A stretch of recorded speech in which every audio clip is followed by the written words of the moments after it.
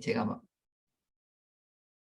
제가 오늘 토요일 오전에 시간이 있으니까 해야 되겠다. 나를 위해서 해야 되겠다. 이런 마음을 먹어서 광고를 제가 띄웠는데요.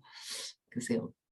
그 요한계시록을 한번 보고 싶은 마음이 있었어요. 그래서 이번에 공부하는 마음으로 계시록을 시작하겠습니다.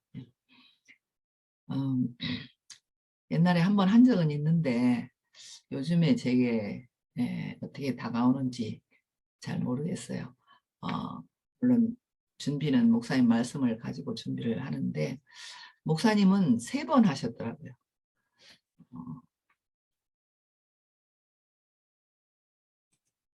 그 계시록이 3번 해서 저장돼 있는데 제 초창기 때 80년대, 90년대, 2000년대 그래서 목사님도 변해 가시고 그래서 나도 전에 하던 거하고는 좀 다르게 인식되지 않을까 이런 생각이 들었습니다. 요한계시록 일단 이제 서론인데 본문은 제가 1절부터 3절까지 읽어볼게요. 먼저 어차피 성경을 기초로 해야 되니까 요한계시록 1장 1절 예수 그리스도의 계시라 이는 하나님이 그에게 주사 반드시 속히 될 일을 그 종들에게 보이시려고 그 천사를 그 종 요한에게 보내어 지시하신 것이라. 요한은 하나님의 말씀과 예수 그리스도의 증거 곧 자기의 본 것을 다 증거하였느니라. 이 예언의 말씀을 읽는 자와 듣는 자들과 그 가운데 기록한 것을 지키는 자들이 복이 있나니 때가 가까움이라. 이렇게 시작이 됩니다. 이 요한계시록의 저자가 요한인데 여기서 그 2절에 요한은 이렇게 썼네요. 그러니까 자기 자신의 이름을 밝힌 거죠.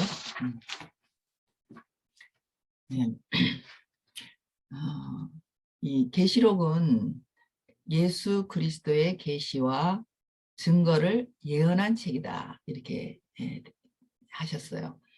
그러니까 예언이라는 말이 세상 지금 기독교 안에도 거의 계시록을 할 때는 예언으로 하는데 그 예언이라는 뜻이 잘못 인식이 풀이돼 가지고 미래에 올 어떤 징조 그리고 우리가 생각할 수 없는 놀라운 일이 벌어지는 거.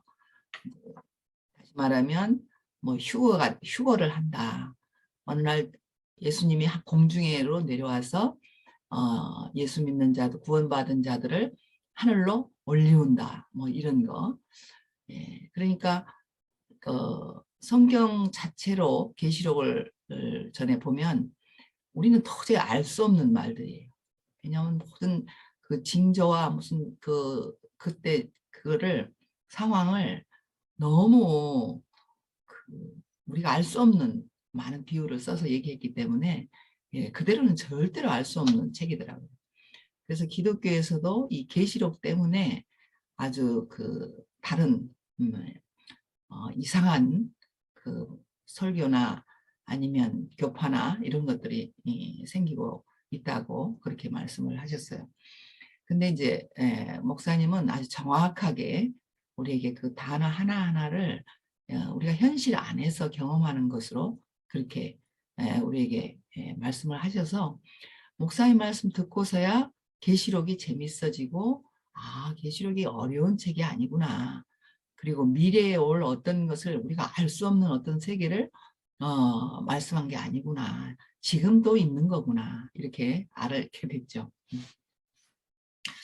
근데 이제 이 요한계시록의 저자가 아까 요한이다 이랬는데 오늘 이제 목사님께서 그 요한이 쓴 성경이 이제 세 가지인데요. 요한복음이 있고 요한 1, 2, 3, 4가 있고 요한계시록이 있고 이게 한 저자 요한에 기록한 거거든요. 예, 그걸 간단히 설명해 놓으셨는데 자, 요한복음은 말씀이 육신이 되신 그리스도 그러니까 그 오시는 그리스도를 말씀했대요. 그 요한복음 보면 그 말씀이 육신이 된 성육신 복음이잖아요. 그러니까 요한복음은 핵심이 육신이 된 그리스도. 그래서 우리에게 오시는 그리스도로 기록했고 또 요한 1, 2, 3서는 그분이 그 말씀이 육신이 된 분이 우리의 체험이 되는 것을 기록한 게 요한 1, 2, 3서래요. 네.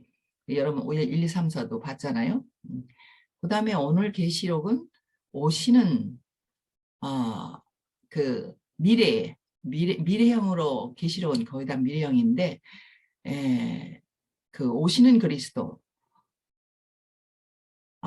요한복음은 오신 그리스도고 계시록은 오시는 그리스도 어느 날 오시는 그리스도인데 이것 때문에 말세론이 생기고 재림론이 생기고 이랬다는 거예요.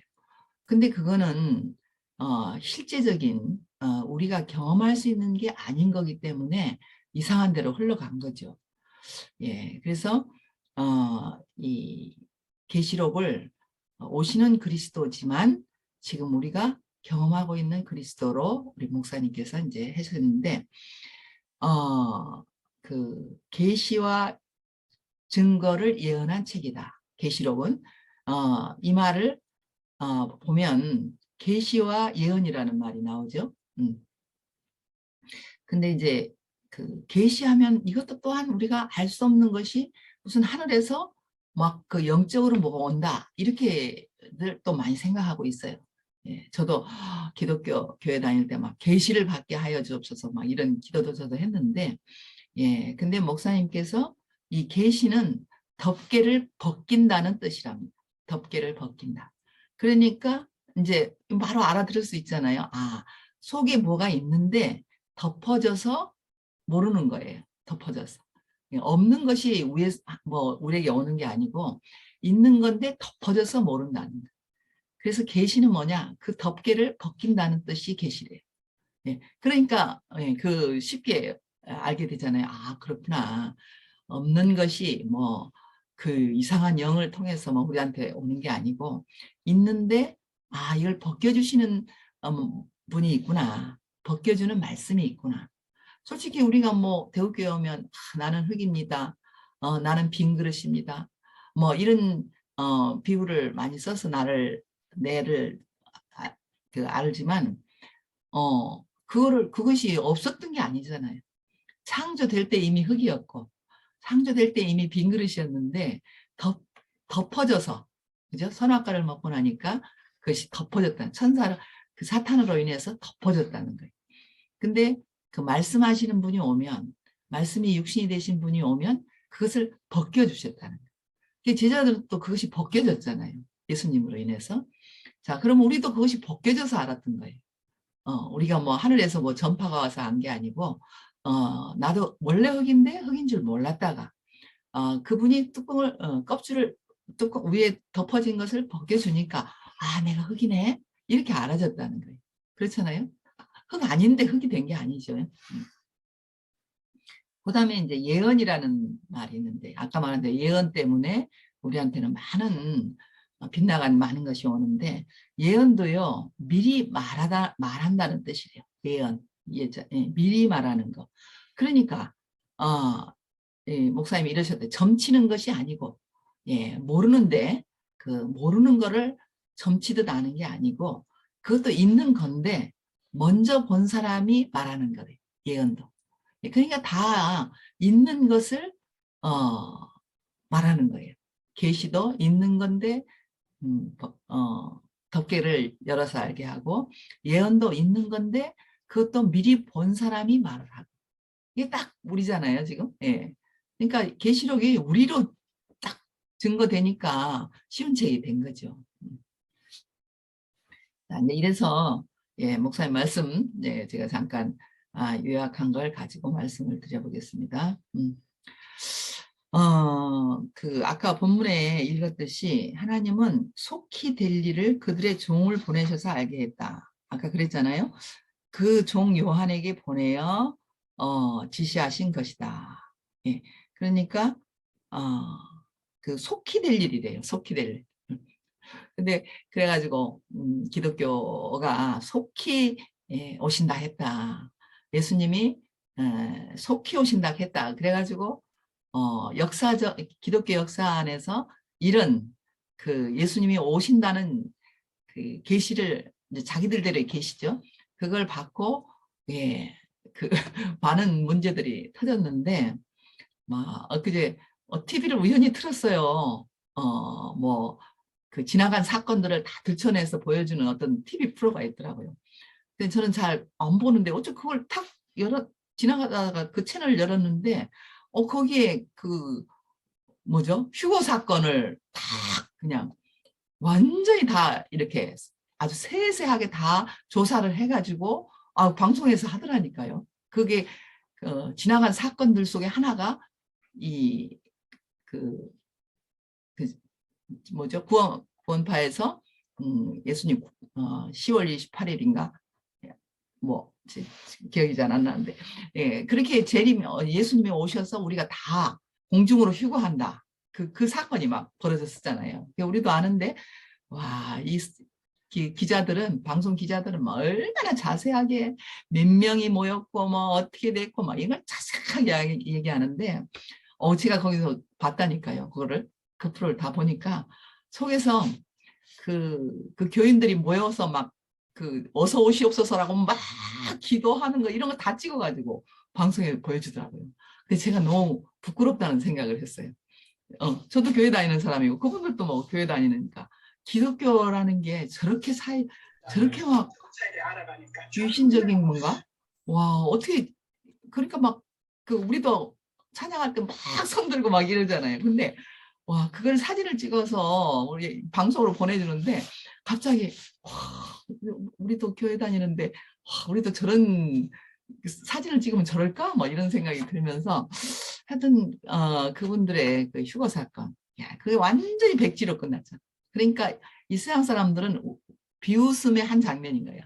니들이 결국 그랬지만 사람들도 기대를 했대요. 한 3천 명이 모여가지고 예, 각 지방에서 다 모이고 해서 그랬는데 그것이 다 12시에 오신다. 시간까지 다 정확하게 자기들이 정해놓고 기다렸는데 완전히 백지가 되지. 아무 일도 일어나지 않고 지나갔잖아요.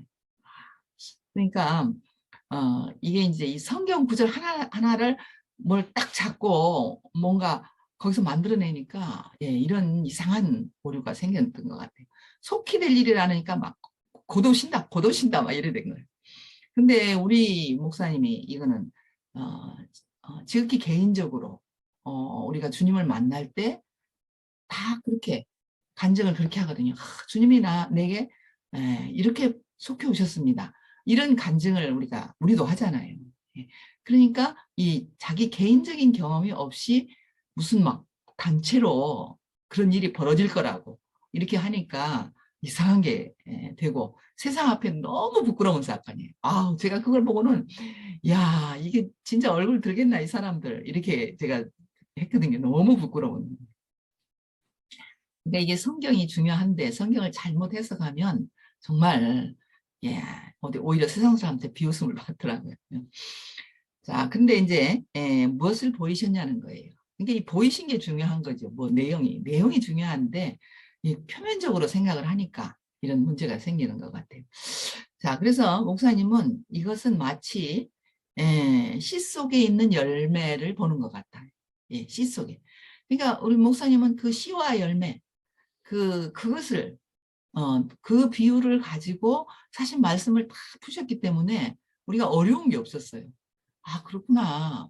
씨가 심어지면 그 씨의 열매가 어느 날 열잖아요. 열매가 갑자기 나타나는 게 아니고 예, 사과 씨를 뿌리면 어느 날 가을이 되면 사과가 탁 나타나죠.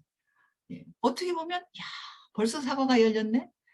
농부한테 사과밭에 제가 상주 사과밭에 가니까 꽃이 피었는데 막 꽃이 폈어요. 근데 자국 깨고 하는 사이 어느 날 가면 열매가 열린 거예요. 야, 어느새 네가 열매가 열렸구나. 이렇게 되는 거예요. 그러니까 그 농부의 마음 안에는 그 씨를 보다가 열매를 보니까 야, 네가 어느새 열매가 맺혔구나. 이렇게 보는 거잖아요. 야, 이게 생명으로 보지 않으면 이게 진짜 성경은 완전히 그 해석이 엉뚱한 데로 간다는 거예요. 그래서 여기서 계시록은 최종적인 성경의 마지막이기도 하고 우리 그리스도의 최종적인 열매잖아요.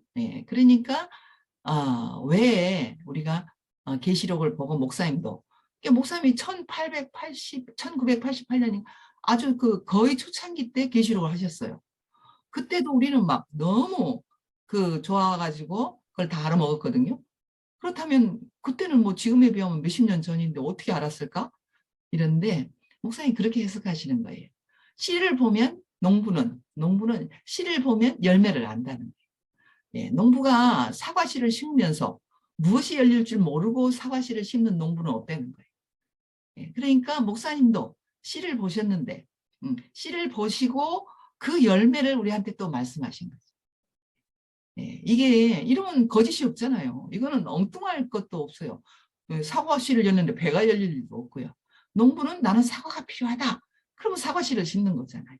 그러니까 우리가 딱 그랬던 거예요. 그러니까 우리는 허황한 게 없었어요. 요한계시록을 해도 허황하지 않고 뭐 마태복음을 해도 우리는 허황하지 않고 왜냐하면 씨와 열매니까. 열매를 막 말해도요. 우리 속에서 알아먹어지는 거예요. 사과 씨를 심었으니까 사과가 열린 거구나. 이렇게 알아먹어지는 거예요. 그래서 농사가 뭔가 목사님은 농사 짓는 분이었잖아요. 또 예수님도 농사 짓는 분이었잖아요. 그러니까 이 예수의 노선은 다 농사 짓는 노선인 거예요. 그리스도의 노선은 생명의 노선이기 때문에 그 농사 짓는 얘기잖아요. 그러니까 이 농사는 이미 있는 열매를 있게 하는 것이래요. 물론 실제 물질적인 사과는 가을 돼야 사과가 생기잖아요. 그러기 전에는 우리는 사과를 먹을 수가 없어요. 근데 우리 인격적인 면은 씨를 말하는데도 사과를 먹는 거예요. 그러니까 우리가 초창기 때 목사님은 씨를 뿌리는데 우리는 막 사과를 먹었다고 맛있다고 막 간증을 한 거죠. 예. 그래가지고 사과 한 조각을 떼서 먹어보니까 너무 맛있습니다. 그래서 저는 앞으로 사과 농사를 짓겠습니다. 막 이렇게 간증을 했던 거예요. 그래서 우리 교회는 그리스도의 생명으로 농사 짓는 그런 농부는 농사 짓는 원리지 그 허황하거나 가상적인 게 전혀 없다는 거죠. 자, 그래서 결국은 이제 그리스도가 이제 씨잖아요, 그리스도. 그리스도는 한마디로 어떤 분인가?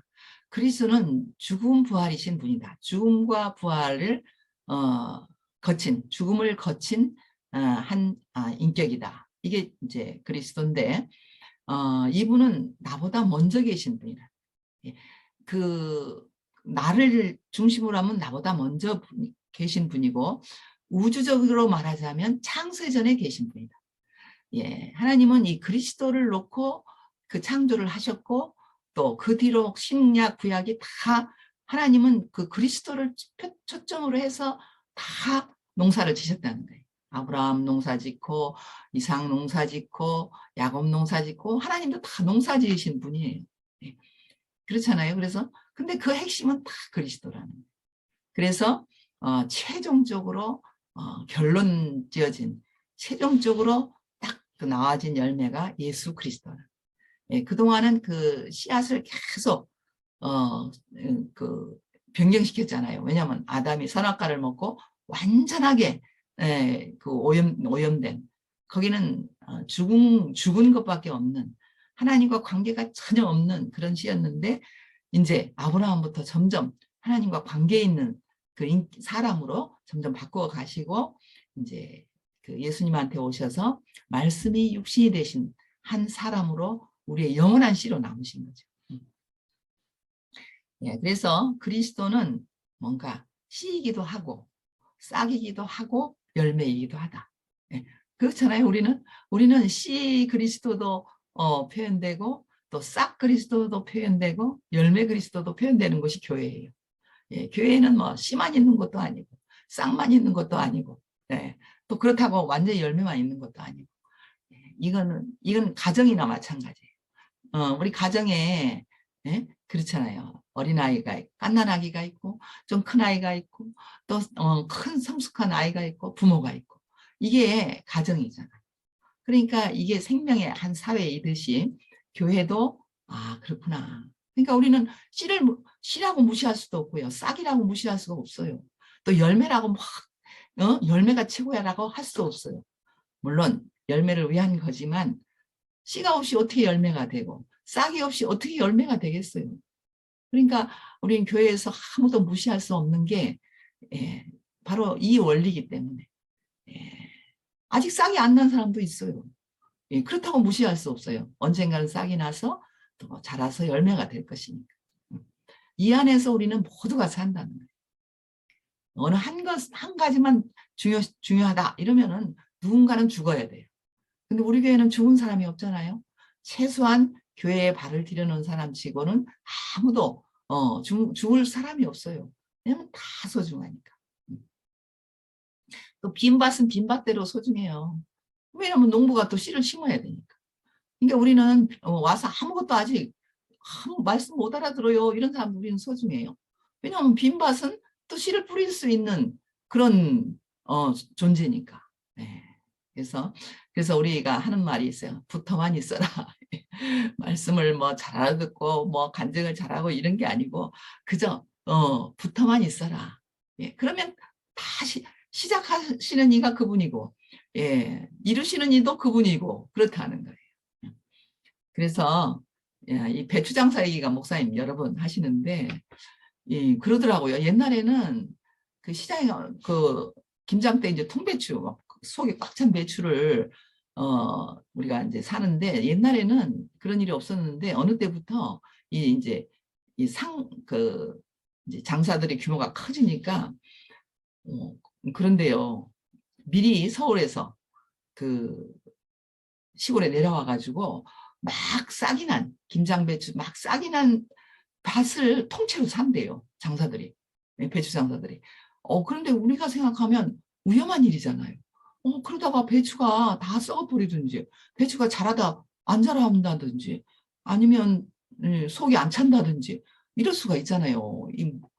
자라는 동안 무슨 일이 벌어질지 모르잖아요. 태풍이 있어서 다 뭐 넘어질지도 모르고.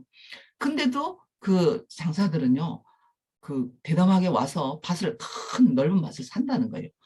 그건 뭐예요? 그런 위험을 무릅쓰고라도 자기들이 이 밭을 사서 결국 거기서 통배추가 날 거라는 기대를 가지고 사는 거예요. 그게. 야, 그래서 제가 그분들의 그 용기가 대단하다. 우리 같으면 막 야, 이거 안 되면 어떡해. 이건 그럼 다 망하는 거잖아. 이렇게 걱정할 텐데 그러니까 사업에 성공하는 분들은요. 통이 좀 커야 돼. 담대하기도 하고 우리 같은 사람은 절대 장사 못해요. 예, 미치고 손해볼까 봐. 근데 사업하시는 분들은요. 미칠 수도 있고 또 그러다가 또 잘 될 수도 있고 이런 대담한 이 마음이 있어서 하는 것 같아요. 그런 분들 보면. 그러니까 사업에 성공하신 분들 보면 우리하고는 비교가 안 돼. 예, 뭔가 우리하고는 달라요. 하여튼 이래서 그 배추 싹을 보고 통배추 값을 주고 산대요. 그 배추밭을. 예. 이게 바로 우리 주님이잖아요. 이게 바로 우리 주님이고 또 우리 목사님이에요. 우리 교회 처음에 온 분들 중에 가신 분들 정말 많아요.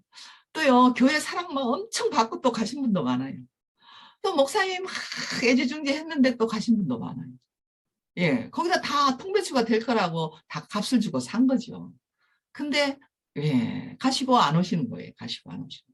그러니까 그것이 다 그냥 거기에 그냥 들어갔지만 그 모든 값이 들어갔지만 그냥 안 오는 것도 할 수 없는 거예요. 예. 이게 바로 이 그리스도의 장사. 예. 우리 주님이 우리 그리스도께서 우리를 사는 마음이라는 거예요. 그 중에서 우리가 남은 거예요. 통배추로. 예. 그 중에서 남은 통배추가 있으니까 손해를 안 보시는 거죠. 한, 한 영혼만 있어도 예, 목사님은 항상 그랬어요. 가장 연약한 한 영혼만 살려도 나는 다 했다. 늘 이러셨거든요. 그러니까 이것이 바로 우리 주님의 마음이구나. 그리스도는 선지자를 통해 미리 보여진 인격이다. 그리스도가 씨지만 그 누군가에서 먼저 보여졌다는 거예요. 그렇잖아요. 아주 그 작은 부분이지만 아브라함이 본 게 있고, 또 야곱이 본 게 있고, 모세가 본 게 있고, 앞에서 미리 쭉 봐왔다는 거예요. 근데 가장 완전하게, 온전하게 보신 분이 예수 그리스도입니다. 열매니까요. 사과의 모든 것은 최종적으로 추수되는 그 사과에서 사과의 모든 것이 들어있잖아요. 따기 직전. 야, 저는 항상 그 말 하는데 제가 그 상주 사과 오빠가 보니까요. 그 가장 맛있게 익었을 때 딱 추수하는 게 이게 그 진짜 농부의 마음이래요. 미리 따가 안 되고 더 지나면요. 또 이게 맛이 또 썩어가는 거예요. 썩어가는. 야, 그러니까 그 농부의 시각이 딱 익었을 때, 그때 딱 따는 그 농부의 시각이 놀라운 거죠. 그러니까 지금 사실 우리도 그렇잖아요. 우리 교회에서 살다 보면 어느 날 그 형제가 잘 익었을 때 목사님은 그 사람을 농부로 어딘가로 보내는 거예요. 가서 씨를 뿌려라. 이렇게 보내는 거예요. 어제 효영 형제 말씀하던데 그게 효영 형제도요. 40년간 과정을 겪고 이런 일 저런 일 다 겪고 물론 중간중간에도 씨를 많이 뿌렸어요. 중간에도 씨를 많이 뿌렸는데 가장 이제 아주 그 떫은 맛이 완전히 없어진 그 상태로 전주로 보내니까 지금 전주에서 목사님을 그대로 살아내잖아요. 목사님 그대로. 그러니까요. 작년의 사과나 올해 사과나요. 맛이 똑같은 거예요. 그 익은 사과는 또 하나의 또 다른 사과를 익은 사과를 만들어 또 생산해내니까요. 효영 형제가 너무 신기한가 봐. 아주 그 지난번에도 할 때 있고 어제도 말하는 그 우리가 들으면 이럴 정도의 어떤 재밌는 말 한마디가 있어요. 이제는 목사님이 부럽지 않습니다. 그동안은 목사님이 너무 부러웠대요. 근데 그 말은 어떤 사람이 들으면 부러워해야 되는데 왜 안 부러워해 이러는데 안 부러워하는 게 맞아요. 아니 지금 목사님을 그대로 살아내는 그 사과는 사과 맛이잖아요. 근데 그게 뭐 작년 사과 부러워한다면 그 이상한 거죠. 효영이 형제가 저는 잘 몰랐었는데 그렇게 목사님을 부러워했나 봐요. 우리 자매들은 목사님을 부러워하지 않아요. 그냥 목사님의 자녀로 목사님의 아들로 그냥 우리가 사는 것이 우리는 족하지 목사님처럼 우리는 되려고 자매들은 안 해요. 근데 형제들은 그런 게 있나 봐요. 그래가지고 효영 형제가 뭐 목사님이 그렇게 부러웠다면서 뭐 닮으려고 애썼다고 하면서 이래서 그랬나? 우리는 또 그런 건 없는데 했는데 이제는 목사님이 부럽지 않대. 왜냐하면 자기가 그 삶을 살아내니까. 예. 자, 그래서 그 계시록은 예수 그리스도의 구속의 결론을 말하고 있다. 시간이 많이 가서 이제 좀 읽는 걸로 하겠습니다. 우리를 예수의 피로 사서 왕 같은 제사장이 되게 했대요. 그러니까 아까 잘 익은 사과는 뭐예요? 왕 같은 제사장. 이 인격으로 말하면 왕 같은 제사장인 거예요. 왕은 통치자래요. 왕은 통치자고 제사장은 하나님의 성품을 나타내는 인격인 거예요. 그러니까 성분이지요. 사과가 이렇게 겉모습이 있고 또 속 맛이 있잖아요. 그러니까 이 제사장이라는 것은 그 맛이에요. 맛. 실제로 사과 맛. 그러니까 이 사람은 원래 사람은 왕 같은 제사장의 신분으로 지어졌다는 거예요. 우리가 갑자기 되는 게 아니고 이미 그리스도라는 그 한 분이 하나님의 그 계획 안에 있기 때문에 야 너희들은 이 땅에 가서 왕 같은 제사장이 되거라. 내 대신 하나님을 대신할 자라는 거죠. 그래서 계시록은 이제 새 예루살렘이라는 한 성을 그리고 있습니다. 계시록 하면 뭐예요? 새 예루살렘 성. 그러니까 이 새 예루살렘 성을 다 잘게 부숴보면 그 계시록이 말하고 있는 그것이 그 안에 다 들어있다는 거예요. 성분이. 이 성은 교회의 최종 완성이다. 교회는 어디를 향해 가느냐? 새 예루살렘 성을 향해 가거든요. 교회는 겉모습이라면 새 예루살렘 성은 그 안에 있는 그 성분이죠. 성분. 아까 말한 대로 사과 맛, 예, 성분이죠. 그죠? 이 성은 정금 바닥에 세워진 보석성이래요. 보석성. 그러니까 한마디로 전체를 그냥 한마디로 얘기하면 바닥은 정금이고 성은 보석으로 돼 있어요. 예, 그게 세부적으로 또 앞으로 얘기하겠지만 오늘은 그 요한 새 예루살렘 성은 뭐냐? 정금 바닥에 보석으로 세워진 성이다. 예. 인격의 수학으로 지금도 있고, 그러니까 우리의 인격이 수학될 때에 그 성은 보석성이 새 예루살렘 성이 되는 거죠. 예, 근데 그 성은 지금도 있고 전에도 있고 앞으로도 있을 성이라는 거예요. 아까 말했죠. 씨로도 있고 싹으로도 있고 열매로도 있고, 예, 이 성이라는 거예요. 그래서 계시록에서 또 하나의 중요한 핵심은 사탄이 어떻게 될 것이 제시되어 있어요. 사탄의 운명을 거기서 우리한테 보여준다. 사탄의 갈 길이 어디라는 걸 보여준다. 무조갱으로 떨어진다는 얘기가 앞으로 나오죠. 그죠? 그는 처음부터 사람을 속인 자고, 사탄에 대한 얘기입니다. 용이 되어 무적행이 장사될 것이라는 것이 계시록에 예고되어 있는 거죠. 이 우주는 말씀의 전쟁터로 선악과와 생명과의 전쟁이다. 예, 이 지금 우주는, 예, 그래서 진실을 알면, 예, 이 진실을 알면 우리는 이 선악과를 준 사탄을 이기고 그 생명과를 먹고 우리는 새 예루살렘 성이 될 사람들이라는 거예요. 예, 이렇게 이제 오늘 서론을 대충 전체적으로 제가 말씀을 이렇게 요약해 봤고요. 다음부터는 이제 좀 세부적으로 한 절 한 절 이렇게 하게 되겠습니다. 예, 이렇게 계시록을 다시 공부할 기회를 주셔서 너무 감사합니다. 할렐루야. 아멘. 좀 반가워요. 예, 여러분도 같이 새롭게.